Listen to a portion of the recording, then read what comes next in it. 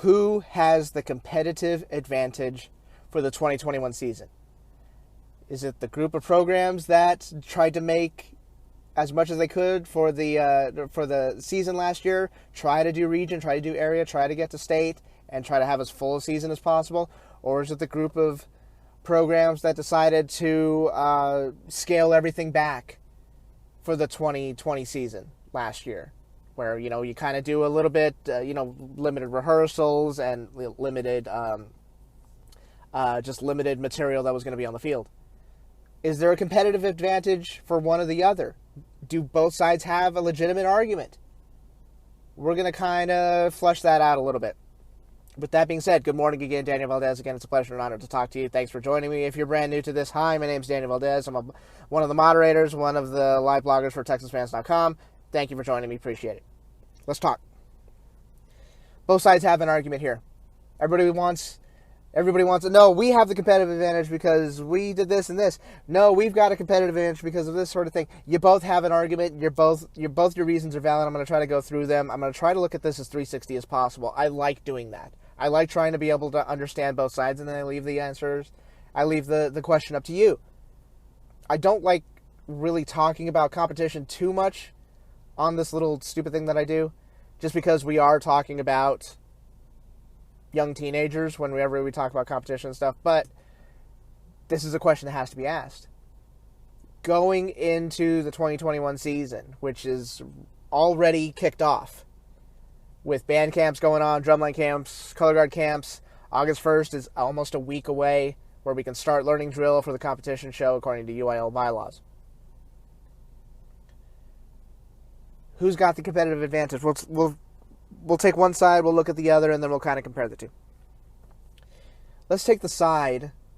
Let's look at the programs that, I hate to use the phrase shut down the season last year, but that's kind of what happened. Limited rehearsal time, limited material on the field, limited time together, putting the show together. In a lot of cases, home football games only, no travel away, no contests, limited props, limited uniforms, that sort of stuff. The programs that really scaled everything back, they didn't do UIL, didn't even go to region. They just kind of tried to do their own thing and try to be as with the information provided, try to be as safe as possible. Is there a competitive advantage from going from a non-competitive season to a competitive season? Yes and no, depending on how you look at it. Yes, there is a little bit of a loss of momentum because you're kind of, every marching season builds on the previous season. I've always been a proponent of, all it takes is one good year for a marching band to really build the program. All it takes is one. Now, what that program does the next year and the years after that, that's entirely on them. I'll get to that a little bit more in a second. But yeah, there's an advantage to building year after year after year. When you have a year like last year, which is completely foreign to everybody, where everything gets shut down, no contests, no, and we're not going to UIL this year. There are no BOA contests. All the local contests are shut down. You kind of miss that routine, especially if you're a junior or senior this year. You miss that routine. You know what it's like. On a Friday night when you're going to an away game. You know what it's like the following Saturday morning when you got to get up early and be at the band hall and then jump on the bus and then go to a BOA contest or go to a local contest that another school is putting on. There's that routine. When that routine is disrupted, it's very difficult to get back into the flow of things. Here's where I see it as an advantage. And I'm not saying that programs should just like every 6 years shut down and not do anything competitive for an entire year. I'm not saying that. But there is something to be said about hitting the reset button. I don't think a lot of parents, some parents realize it, but a lot of people who follow this activity don't realize what kind of pressure these kids are under. Every fall season. Every season they're expected to like push themselves physically, push themselves mentally, push themselves emotionally to get the best possible product out there. And for various reasons, whether it's competitive reasons or just artistic reasons, or just, hey, we're just trying to put the best product out there. There are different motivations for everybody, not just programs, but the directors that run those programs, for the individual band students. Everybody's got their own motivation. There is something to be there's something to be said about hitting the reset button. And here's how I know that. It really comes down to the directors. A lot of band directors, especially in the state of Texas, had to really take this past year and decide and try to figure out what they wanted to do with the rest of their lives. And yeah, some great band directors, some great staff members left the activity, left band directing entirely, because they decided, you know what, it's just not for me anymore. And there's something to be said about that.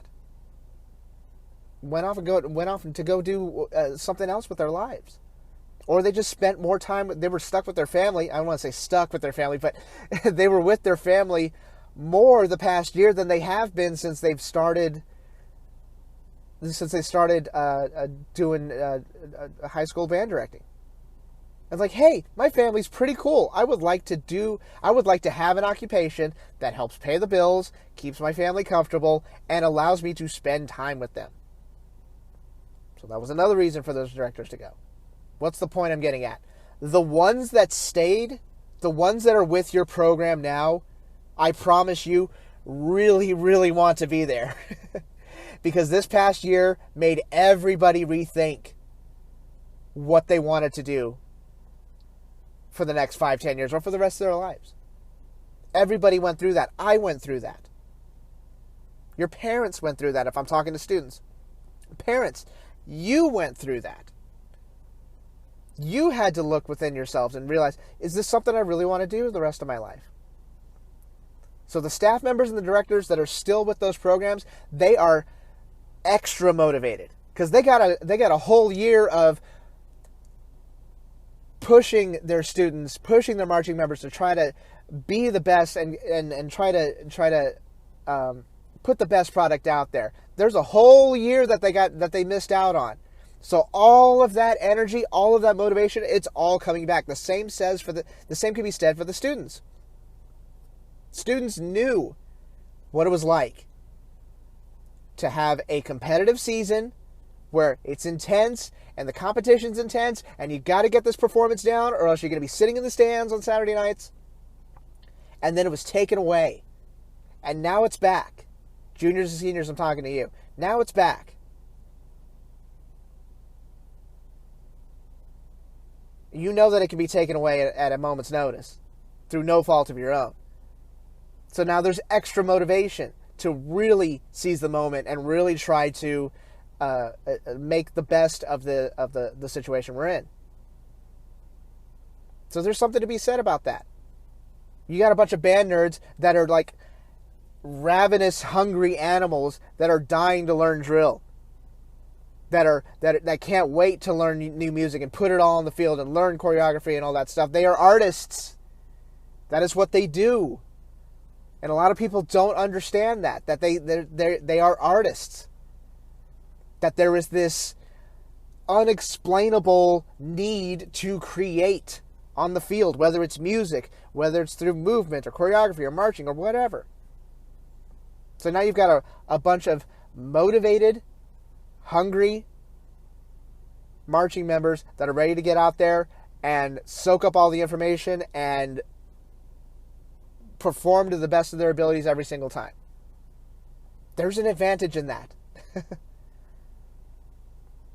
Let's look at the other side. Let's look at the programs that went all out, tried to do as many contests as they could with the limited local contests that were going, that were going on last year, doing the UIL thing, going through region, going through area, going through state. There's an advantage to that as well. Because now there's a sense of routine. There isn't like a full stop, hey, no rehearsals, only rehearsing once. They didn't go through that. Now, granted, they had to really get creative and work around protocols and try to work with them and try to figure out the safest way to put on a competitive marching show last year. Now, it was scaled down some. You didn't see giant props or that sort of stuff. You didn't see too much of that last year. Everything was scaled down. That has to do with finances. That has to do with all sorts of stuff. But at least there's that flow. At least everybody in the program kind of realizes, hey, this is what it's like to do a competition program. Especially the freshmen that came into a pandemic marching band season. They know what's required of them. They know what it's like to go through to really get a rehearsal schedule down and have to do smart music and have to film yourself marching around the backyard and whatever was required to put on a competitive show last year. There's an advantage to that. There's that flow, there's that familiarity. Even though last year was very unfamiliar, even if you were doing a competition show, at least this year you kind of understand, yeah, there's some hustle to this. There's an intensity to this. People care about this. There's absolutely an advantage for those programs who tried to go all out and do as much as they could last year. Does one outweigh the other? That's hard to say. It really is. And I'm not sure how I feel about that. I would probably side on the programs that tried to do as much as they could last year. Just because there's that routine, there's that familiarity.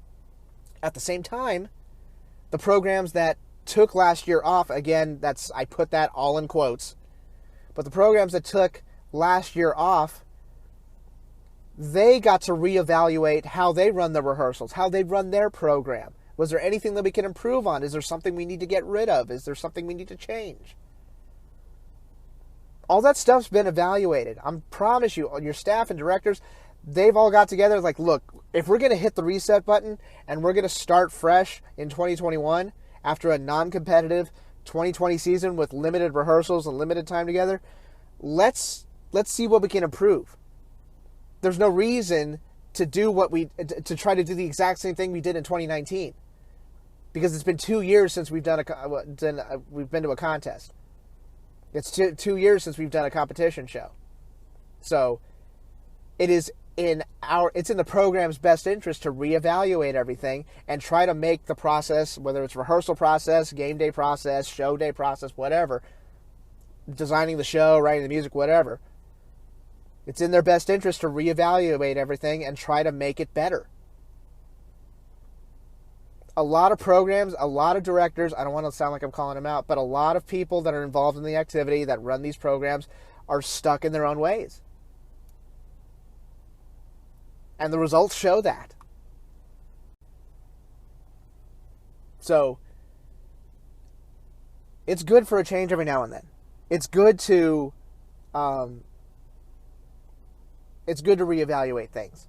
Both sides have a great argument. Both sides have their advantages. Yeah, one side with the programs that took last year off, yes, you're going to have to get used to the intensity again. You're going to have to get used to being out in the sun for an entire band camp. And get acclimated to the heat, and you're going to have to take water breaks, and you're going to have to really push yourself physically, mentally, emotionally. All that stuff has to be kind of relearned. Some of it's familiar, but you're going to kind of have to train your body and train your mind and train your soul to do it again. So that's something they have to worry about. For the programs that competed last year, and I want to make this, I want to really point this out. A lot of programs that decided to move forward last year experienced a level of success that the program has never had before. That is a blessing and a curse at the same time. Celebrate your victories. Celebrate your small accomplishments. Please do. But I've been around this activity a very long time. I've seen plenty of schools, plenty of programs that go through a year where they experience the highest level of success their program has ever experienced. And then the next year, it doesn't get built upon. Whether that's lack of motivation from the students, or there could be, or whatever. All sorts of different reasons for it. But I've seen it happen. I've seen it happen in the middle of a season, where a program experiences early success in the season. Then they jump on the internet and start puffing their chest out and thinking they're all that. And then the end of the season comes down. We get to Super Regional and we get to the state contest, and all of a sudden that same program that was there earlier in the season isn't there at the end of the season. Don't fall into the trap. You experienced a level of success that the program's never experienced before last year. Great. Celebrate that. That's awesome. This is a new season. This is brand new. Last year, that's great. So what? Now what? What are you going to do this season when you go to contest? Nobody cares. The judges don't care that you made state for the first time last year. The judges don't care that you got the highest placement out of the history of your school. Nobody cares about that. Janet Jackson, what have you done for me lately? That's the anthem. What have you done for me lately? Don't fall into the trap. When you put the uniform on, I don't care why you're in the program. I don't care if your parents made you be there. I don't care if whatever your motivation is, you put on the uniform, you are a band nerd. And that is not a negative comment.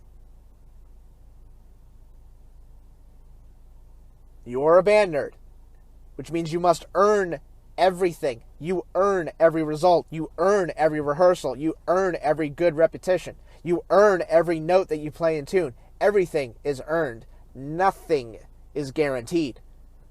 So for the programs that kicked a lot of butt last year, you better be extra motivated, because right behind you is another group of is a program and a group of programs that haven't done anything for 2 years, and they are chomping at the bit to get their material, get onto the field, and crush everything. So don't fall into that trap. Don't rest on your laurels. Don't get comfortable. The second you think you are the poo, someone is going to outwork you. It is as simple as that. Yes, that rhymes. Admit it. There's advantages to both sides. At the end of the day, everybody has to earn everything in this activity. Nothing's guaranteed at all. It is earned. Because the second you stop working, somebody else is going to take your place. Everybody's too good in this activity, especially in the state of Texas. I want to wish everybody, all the band members, all the staff, all the directors, all the band parents, everybody, volunteers, everybody, please be safe during this, during your drumline camps, your color guard camps, your band camps. We got a week away from the Happy Drill Day, August 1st. We start learning drill for your contest shows.